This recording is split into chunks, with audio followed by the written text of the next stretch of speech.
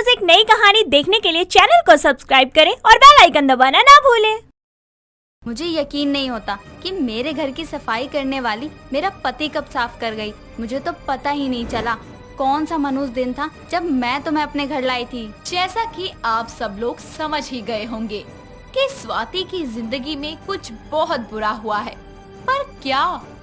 स्वाति एक बहुत ही समझदार लड़की थी। उसकी शादी विशु से 4 साल पहले हो गई थी। दोनों की शादीशुदा जिंदगी बहुत अच्छी चल रही थी। इसी बीच उसका 2 बार मिसकैरेज हो चुका था, जिसके चलते उसकी गोद अभी तक सूनी थी। ऐसे ही एक दिन स्वाति को पता चलता है कि वो माँ बनने वाली है। वो जल्दी से ये खुशखबरी विशु को देने के लिए उसके पास जाती है और बोलती है, विशु विशु जल्दी आओ, मुझे तुम्हें कुछ बताना है। क्या बात है जान, सुबह सुबह इतना क्यों चहक रही हो? विशु तुम पापा बनने वाले हो। I am pregnant. क्या सच में? इतना कहकर विशु स्वाति को अपनी बाहों में उठाकर तभी स्वाति बोलती है, अरे अरे ये क्या कर रहे हैं आप, नीचे उतारिए मुझे। जान आज इतना खुश हूँ ना कि बस मैं क्या कहूँ। I love you my beautiful wife. I love you too love.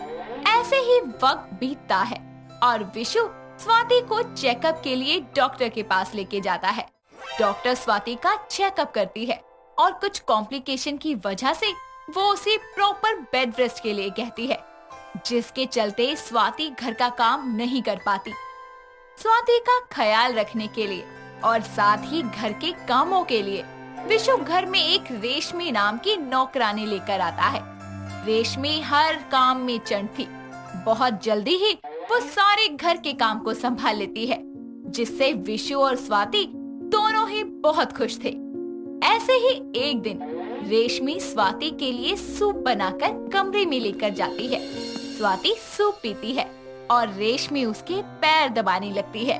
तभी स्वाति उससे बोलती है, रेशमी ये बता तेरे घर में कौन कौन है? मालकिन कोई नहीं है, मैं अकेली हूँ। क्यों, क्या हुआ? कहाँ गए तेरे परिवार वाले? मेरी माँ तो मुझे जन्म देते ही चली गई। माँ के गम में पापा भी चले गए। उसके बाद बस गरीबी ही मेरे माँ बाप बनकर रह गई और आज मैं यहाँ पर हूँ। अरे तू अकेली नहीं है, मैं हूँ ना तेरे साथ। तू मेरा परिवार है और हाँ अब से तू यही रहना इसी घर में। और सुन, वहाँ टेबल पर कुछ साड़ियाँ रखी हैं तेरे लिए, वही पहन ले जाकर। रेशमी टेबल पर से साड़ियाँ उठा लेती है और अपने कामों में लग जाती है। ऐसे ही वक्त बीतता जाता है और एक दिन रेशमी रसोई में काम कर रही होती है और स्टूल पर चढ़कर चीनी का डब्बा उतार ही रही होती है कि तभी अचानक उसका पैर फिसल जाता है और तभी वहाँ विशु आता है और रेशमी को अपनी बाहों में थाम लेता है। दोनों एक दूसरे की आंखों में देखने लगते हैं और तभी रेशमी बोलती है, साहब शुक्रिया मुझे बचाने के लिए। तुम ठीक हो ना? जी जी मैं ठीक हूँ, आप मुझे छोड़िए। Sorry sorry. साहब कुछ चाहिए था आपको जो आप यहाँ आए? नहीं कुछ नहीं चाहिए। इतना कहकर विशु वहाँ से चला जाता है और उसकी आंखों में रेशमी का भोला भाला चेहरा और उसकी सहमी हुई आंखें पनाह ले लेती है। वो जितनी बार भी आंखें बंद करता उसे बस रेशमी ही नजर आती। ऐसे ही एक सुबह रेशमी नहा धोकर रसोई में काम कर रही थी और उसके गीले बालों से पानी टपक रहा होता है। तभी वहाँ विशु आता है और रेशमी को देखता रहता है और उसके करीब जाकर वो धीरे से उसके कानों में बोलता है, एक कप चाय देना। उसकी आवाज सुनकर जैसे ही रेशमी पलटती है तो उसके गीले बाल विशु के चेहरे को छू जाते हैं और वो मन ही मन में बोलता है, उफ, ये जुल्फों से गिरता पानी कर रहा है मेरी नियत में बेईमानी। कहीं कर ना जाऊं कोई मैं गुस्ताखी, उसकी हंसी बन ना जाए मेरी जिंदगी की बर्बादी। तभी रेशमी उसे चाय देते हुए बोलती है, साहब चाय। तुम बहुत खूबसूरत हो रेशमी। साहब चाय ठंडी हो रही है, आप पी लीजिए, मैं तब तक नाश्ता बना देती हूँ। जरूर। विशु चाय लेकर वहाँ से चला जाता है और बाहर टेबल पर बैठकर चाय पीने लगता है। साथ ही वो रेशमी को भी देखता रहता है। वक्त बीतता जाता है और प्रेगनेंसी का टाइम बढ़ने के साथ साथ स्वाति से खुद कोई भी काम कर पाना बहुत मुश्किल हो जाता है। अब वो सारा दिन बस अपने कमरे में लेटी रहती, जिसके चलते विशु की ख्वाहिशों को और भी ज्यादा पर मिल गए थे और वो रेशमी की तरफ और ज्यादा आकर्षित होने लगा था। ऐसे ही एक रात जब रेशमी सारा काम खत्म करके रसोई के नीचे बिस्तर लगाकर सो रही होती है, तभी विशु उसके पास जाता है और धीरे से उसके गालों को छूकर बोलता है, नहीं नहीं, ये गलत हो रहा है। इतनी हसीन दिलरुबा मेरे घर की नौकरानी तो कभी नहीं हो सकती। ये तो मेरी रानी बनकर रहेगी। तभी रेशमी की आंखें खुल जाती है और वो एकदम से घबरा जाती है। इससे पहले कि वो कुछ बोलती, विशु उसके होठों पर उंगली रख देता है और बोलता है, रेशमी प्लीज चिल्लाना मत, नहीं तो स्वाति उठ जाएगी। साहब आप यहाँ इस वक्त ये सब? रेशमी, मैं तुमसे कुछ कहने आया हूँ। आपको कुछ चाहिए था, कहिए। चाहिए तो बहुत कुछ, पर उससे पहले कुछ बताना है। जी कहिए, क्या कहना चाहते हैं? यही कि मैं तुमसे बहुत प्यार करता हूँ। भले ही तुम इस घर में नौकरानी बनकर आई थी, पर कब तुम मेरे दिल की रानी बन गई मुझे पता ही नहीं चला। साहब ये आप क्या कर रहे हो? ये गलत है। कुछ गलत नहीं है, मैं तुम्हें हर खुशी दे सकता हूँ। बस मेरी हो जाओ, खो जाओ इस रात में।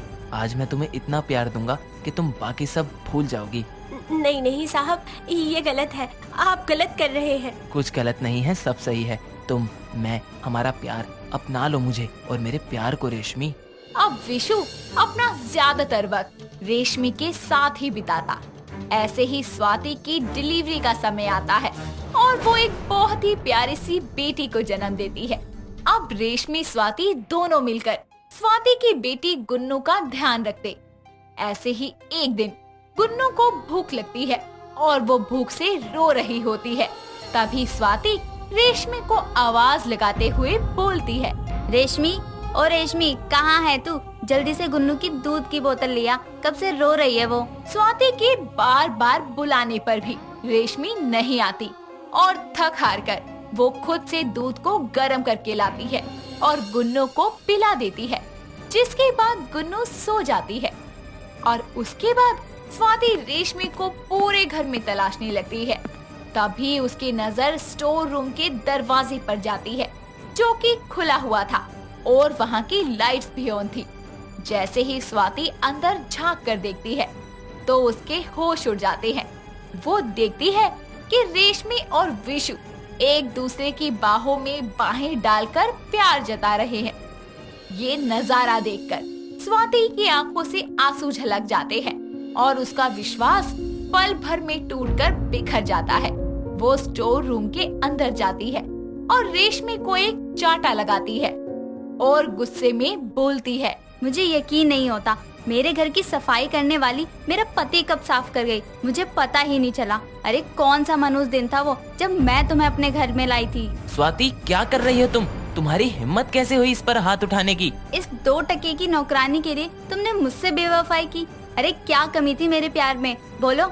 शर्म नहीं आई एक बार भी इतना बड़ा गुल खिलाते हुए?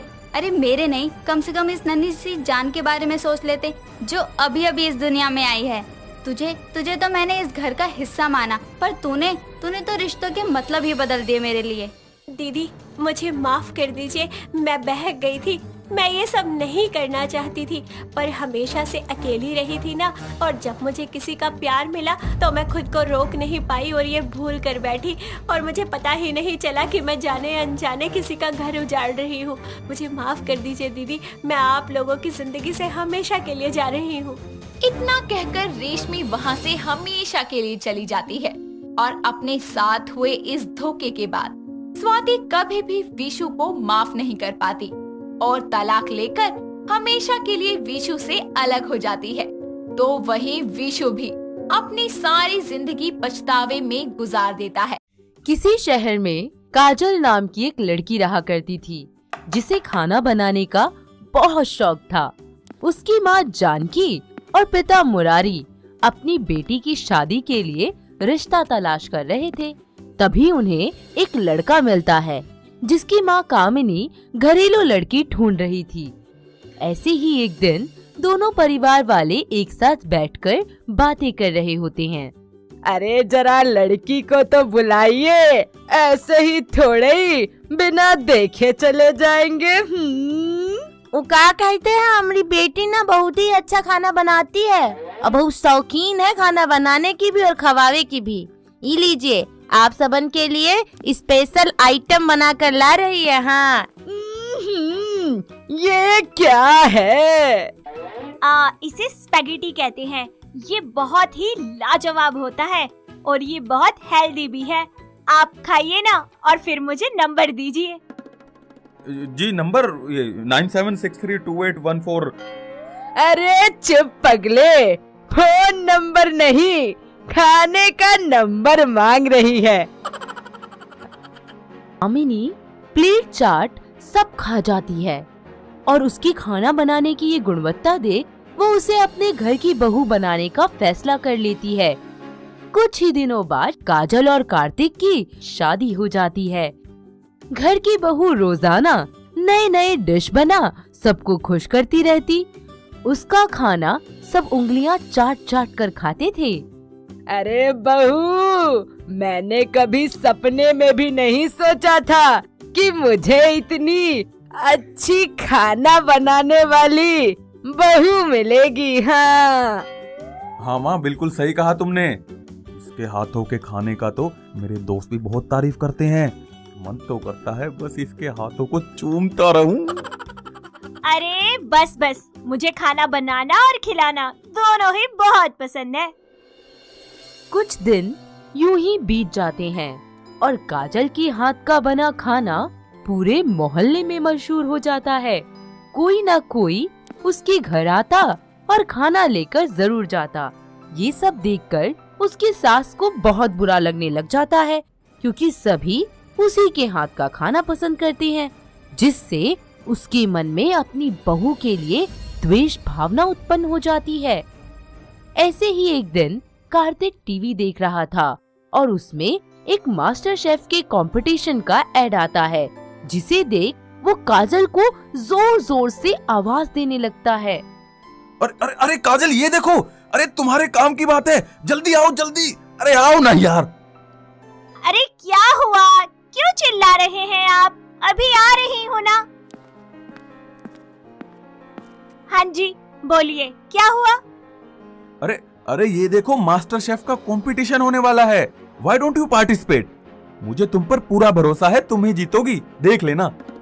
अच्छा, कब है ये कंपटीशन? मैं जरूर पार्टिसिपेट करूंगी इसमें। अरे ऑनलाइन फॉर्म भरना है, बस अभी भर दूंगा। ठीक है, तो मैं अभी जाकर माँ जी को ये खुशखबरी देती हूँ।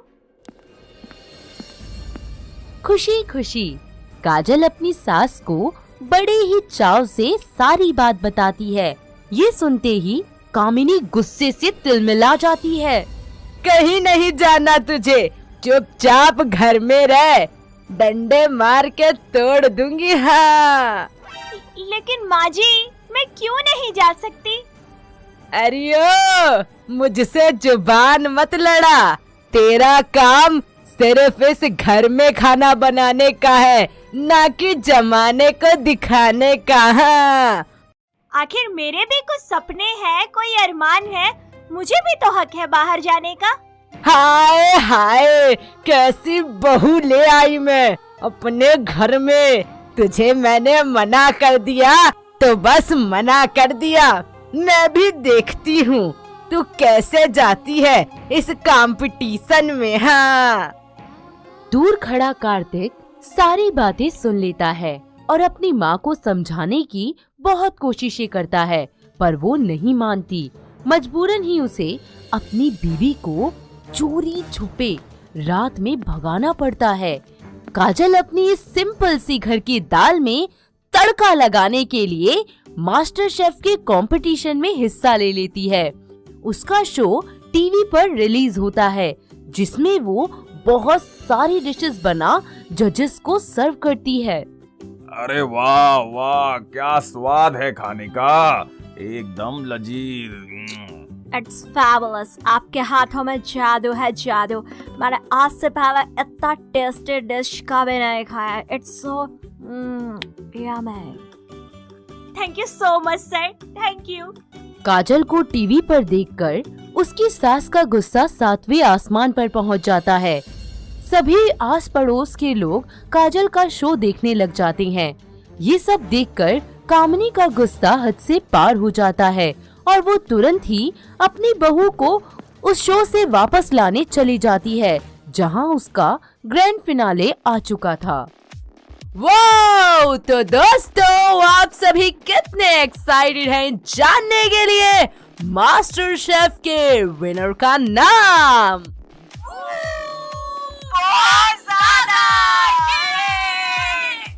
तो फिर देर किस बात की, शुरू करते हैं आज का competition. Are you ready? Competition शुरू हो जाता है।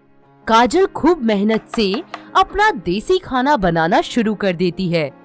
सभी उसे चीयर अप करते हैं। उसकी सास ये सब देख अंदर ही अंदर कुढ़ती रहती है, लेकिन भीड़ की वजह से वो कुछ बोल नहीं पाती। थोड़ी ही देर बाद कंपटीशन खत्म हो जाता है और जजेस विनर का अनाउंसमेंट करते हैं। अरे जजेस, जल्दी से बताइए कि विनर कौन है?